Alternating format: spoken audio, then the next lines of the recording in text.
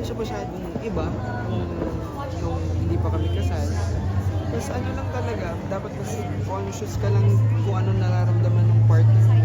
Well, ganun din naman kapag hindi kayo mag-asawa. Iba lang yung ano ko ngayon, siguro. Yung ano? Attention to details. Like? Basta yung mga ganun, small things. Yung pagkuha ng milk, ng cereals, yung mga ganun. Mas binibigyan mo na ng importansya. Ang sarap kaya nung ganun, yung mga little things na ginagawa for your partner. For her. I-advise mo ba sa kanya na, try mo rin Siya? magpakasal? Mag-asawa? O halimbawa niya sa'yo, Parang hindi naman ako tanong yung... niya sa'yo, Kaloy, okay ba maging married? Sa experience ko, okay. Oo, sa akin yun. So, kung ikaw magpapakasal, hindi ko alam. Kung ikaw magpapakasal, hindi ko alam kung it will be the same experience for you. Tama naman, iba-iba, di ba? Oo.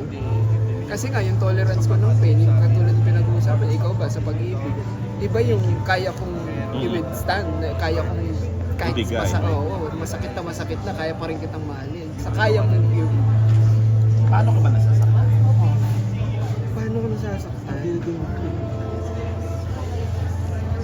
When was the last time?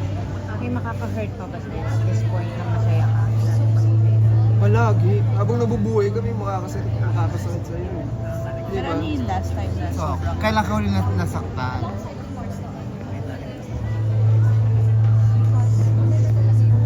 traumatic? Hindi naman Hindi, every time siguro na kailangan mo inimiti. It's heartbreak every time. Ano nararamdaman nung nasasaktan na ka?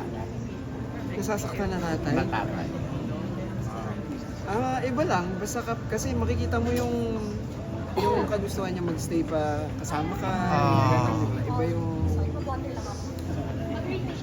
Iba kasi yung transparency ng bata. Diba? Yung alam mo parang nabibetray siya dahil aalis na siya. Basta, iba lang yun. Siguro, yun yung heartbreak. Kanina parang naiiyak ka na pag-usapan si Missy. Oo, always naman. Yun yung gusto mo lang lagi. Kasi pag makikita ko siya after 2 weeks, ano na malaki na. Iba lang yung... masarap lang yung feeling na... Sana, yung lagi siyang nandyan. Na alam ko namang hindi pwede dahil nagtatrabaho ko. Nangihinayang ka ba dahil kumbaga parang wala yung time, wala yung gusto mong oras na ibigay sa anak mo? Hindi, kaya ako rin naman kasi ginagawa yung mga kailangan kong gawin para sa kanya, para sa future. Yeah. How often do you see her? Well, every month naman nakikita ko. Pagka lang sobrang dami kong ginagawa, may mga time na hindi ko siya nakukuha. Pero may regular schedule ka talaga to ban. Ano yung pinakahaliw na aliw kang ginagawa ni Miki? Talagang brings a smile in your face every time. Pag nasa bahay kami, nag-ano kami. Nagpa-piano siya, tapos ako nagigitara. Parang kami nagja-jamming. Ano na mag-piano? Konti-konti. Konti-konti. Tapos minsan magigitara siya, tapos kakanta-kanta. 4 years old na kasi siya. So namana. Ang dami ng tebas, ang dami na sinasabi. Kayo ni Charlie, are you planning to? Oo. Hindi naman kami nagbibigay or anything. Thank you. Pero kasabay yung lahat na nag-work hanggat kaya. Paano ang relationship ni Miki and Richard? Very close naman sila. Minsan nga hinahanap na lang siya ni Mithi. Hi Daddy, gusto tayo po. Ang sarap lang din sa pakiramdam mo, di ba? Parang sa'yo din na siya maging mom, no? Si April, kasi ano na April rin ba yung siya. real name niya? Yes, Charlie pala. 30 something na din siya.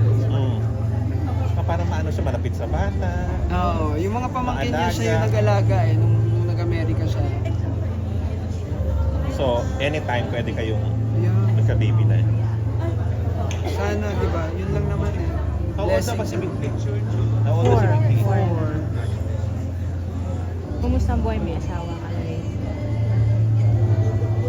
May naiba ba? May nabago ba? May naiba? At nabago? Yung nabago. Siguro yung ano, yung palaging, yung partner mo na yung iniisip mo. Pero yung pagpagod na pagod ako sa taping ng It's Okay, oh my God.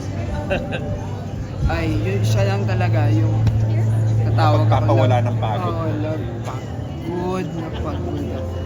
Okay lang yan, kaya mo yan, ano ka ba? Ang tagal mo nang ginagawa. Totoo naman yun. Mas mapatawa na niya ako. Di ba lang, yung happiness niya, yung Ano pa iba ginagawa niya para matanggal ang pagod?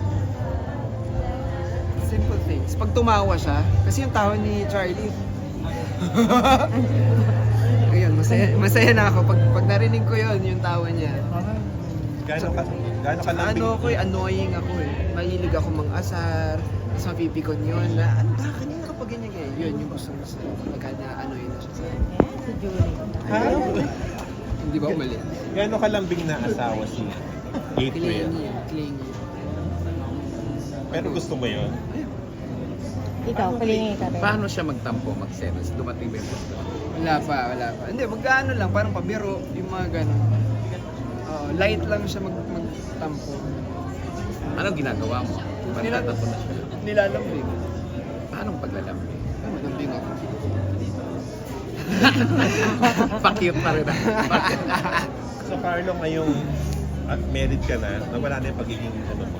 Nagiging Pagiging playboy, ganyan. Malapit sa babae. palapit ako sa tao. No, lalo ngayon kasi nga, 'di ba? Pero iba na yung pagiging sobrang komportable, iba na yung, 'di ba? Kasi nga may asawa na ako, yung boundaries. So iba na. Pero ganun pa rin ako, mahag kasi ako eh, 'di ba? Kasi hindi mo alam kung ano yung pinagdadaanan ng tao. Yung simpleng yakap, pwedeng maitawid niya yung araw na yun. Para sa kung anong pinagdadaanan. Mag-invite ka na sa Hold Me Close. Hold Me Close po sa December 25. Sobrang tagal ko nang hindi nag-film fest. Yung huling film fest ko, Ano yung ba? summer film fest pa, yung ano pala. Ano yun? Yung Love You Long Time. Okay. Pero summer film Summer fest. yun. Oo. Hindi ko na maalala. Yung December, Parang ending pa yata yun. shake daw. Nag-shake ka ba? Oo nga, shake nga. Oo, yung kay Vong.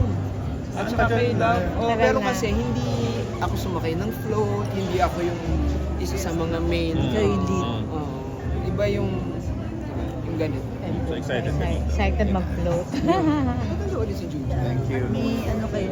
Oy, thank you. Thank Thank you! Carlo,